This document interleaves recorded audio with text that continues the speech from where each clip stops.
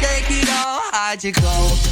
Hello everyone, my name is Trevor, I go by the Mr. Trails, and welcome to the channel. In today's video, we'll be going over the weapon attack types in Dauntless. A weapon's attack type is the thing that determines the values of the different damage types it deals. We'll be going over a few things about the attack types themselves and explain what weapon attacks and specials are considered for each type. These attack types played a much larger role back when I first started playing the game, as some weapons were incapable of breaking certain parts based on their attack type. For example, the blunt type hammer was incapable of cutting off tails back then, but now any attack type can break any part. But attack types do still see some form of relevance in the game. Have you been wondering why on the Emmermain trials teams of 3 axes and 1 war pike have been dominating the leaderboards? Well, hopefully I will be able to explain that and more in this video. So let's start off with the most common of the 4 basic damage types, slashing damage. Slashing damage would be your basic damage type. At a base, it deals 100% health damage, 100% part damage, and 100% stagger damage. The slashing attack type cannot wound, but it gets a 50% part damage bump to wounded parts. And that's part of the reason why axes are being used on the Emmermain trial. It's for that 50% part damage bonus versus wounds, but also it's partially because many of the other weapons actually end up killing Emmermain too fast to get the part breaks. The slashing attack type also dishes out a 50% part damage bonus to severable parts, being horns and tails. And when it is used against armored behemoths such as Skarn, it will deal 75% base part damage against the armor. The main weapons affected by the slashing damage type are the axe, sword, chain blades on most of their attacks, as well as the war pike on the secondary spinning attack. The next base attack type is blunt, which means we'll be mainly talking in terms of strikers and hammers here. Blunt damage deals 100% base health damage, 100% base part damage, but 133% base stagger damage. Blunt damage cannot inherently wound, but will deal a bonus 25% part damage to wounds. As I mentioned before, the blunt attack type can now cut the severable classified parts, but it will still be less effective than a slashing attack type, as it does no additional part damage to these parts. But it will be more effective at breaking behemoth armor, as it will keep 100% of its base part damage against it. And again, hammer swings and the striker combos are what get this blunt damage type. Moving on to piercing damage, this is the only damage type in the game that doesn't have a 100% base part damage stat, as it is a 75% base. Piercing attack types are misconceived as doing less core damage than the other attacks, as it's easy to confuse part damage and core damage for being the same values regardless of the situation. You just have to keep in mind here that your piercing attacks are actually doing more core damage than the part damage that is displayed. It does not deal any stagger damage at a base, as it's the only attack type in the game currently that deals inherent wound damage. Piercing attacks gain 25% part damage bonus to severables, as well as 25% part damage bonus to their own wounds. And it will have the same downsides versus behemoth armor as slashing attacks, being reduced to 75% base part damage. On a positive note though, this means that the relative part damage doesn't actually change for these attacks, as they have a 75% part damage anyway. The 2 attacks in the game affected by this type of damage are the war pike's primary attacks, as well as the reckless leap special. Our last base attack type is shot damage. This attack type deals 100% base health and part damage. Shot damage doesn't inherently wound or stagger, and suffers the same 75% part damage versus behemoth armor. But it does get a 50% part damage bonus versus wounds, and wounds and shot damage have a strange interaction. On severables, shot damage has a base 0% bonus, however, when the severables have been wounded, they deal a 50% part damage bonus to the severable on top of the 50% bonus wound damage. This is a very old bug in the game, and it's so situational that it doesn't look like this would be fixed, unless one day Phoenix Labs are out of bugs to fix, and that day doesn't look to be getting much closer. The main sources of the shot attack type are the basic repeater shots, as well as the striker adamant bolt special. Moving on to our 2 miscellaneous attack types, we have item damage. The item damage type affects your lantern, grenades and airstrikes, as well as as a few weapon unique effects. It deals 100% base health and part damage, but it cannot stagger or wound, and damage increases do not affect this attack type. The only way to boost the damage of an item is to boost your power rating, which currently caps out at 840 total when you have the elemental advantage. It does get the 25% bonus part damage versus wounded parts and deals full part damage against behemoth armor. And the last miscellaneous attack type is the true miscellaneous type, special and AoE damage. These would probably be two separate attack types, but they both act in about the same ways. It does 100% base health damage and gains the part damage base and bonuses of the weapon, including those against behemoth armor. Specials and AoE damage are unable to deal stagger or wound damage even when adding them with weighted strikes or acidic. Special and AoE damage does not gain any additional part damage from sharpened or any other percent part damage boosts. Single hit bonuses or hit counting effects like Hellion unique effect or sharpened dodge through bonus do not affect these attack types either, and the marksman chamber does not affect this attack type. For special and AoE attack types, I feel like it'll be best explained what attacks are affected by these when we take a look at a breakdown of each weapon, what attack is what attack type. So let's start with the sword. All but 3 sources of damage on the sword are of the slashing damage type. The 3 sources that are not are the overdrive slicers, the blade surge valor combo, and the resounding echo duration over time damage. These are categorized as the special and AoE damage type. So note that this means that if you're using resounding echo as a main damage source, any sharpened like part damage bonuses will not affect it. For axe, all combos, swings, and throws are given the slashing damage type. The only thing strictly categorized as a special damage type is the volatile axe core mod's area of effect damage. There are some cases, like for axe throws, that inherit some properties of special damage types, such as not being able to trigger the Rezakiri weapon unique effects or accounting for certain hit counting buffs. Chain blades are similar to axe in that all the current attacks are slashing type, while some attacks, such as the Reaper's Dance Heavy Slam, inherit some special properties while keeping the base attack type slashing. Hammers, as we said earlier, are primarily the blunt attack type, with anything relating to the hammer ammo being a special attack type. This means evasive blasts, jumps, and aether slam explosions. For War Pike, the primary attacks dodge stab, pike charge, and reckless leap are all piercing attack types. The secondary attacks and dodge spins are slashing type, and concussive payload and the God Hand Beam are the special attack type. For repeaters, the regular shots as well as the Twin Suns dodge attacks shots are the shot attack type. All other abilities are of the special damage type. On strikers, all of the combos as well as the Karma Breaker ability are the blunt damage type. The Adamant Bolt special is the shot type, and Surge is a special attack type. The Titan's Crash special is an interesting case as it acts like a blunt damage type but does not receive the stagger damage bonus of most blunt attacks. The Titan's Crash secondary hits are the special damage type though, as they do not do any additional stagger damage. And with that, we've pretty much wrapped up all you guys would need to know about attack types in Dauntless. A lot of the information in this video is thanks to Ket, one of the Reddit and Discord mods, with some help from Frugal, a main theory crafter when it comes to the Dauntless meta. I verified some of the information of the video, but it's largely thanks to them that this video was even possible. If you guys enjoyed, consider leaving a like on the video. And if you enjoy Dauntless content, consider subscribing to the channel where I post Dauntless content every week. I've been Trevor, I go by the Mr. Trails, and I will catch you guys next time.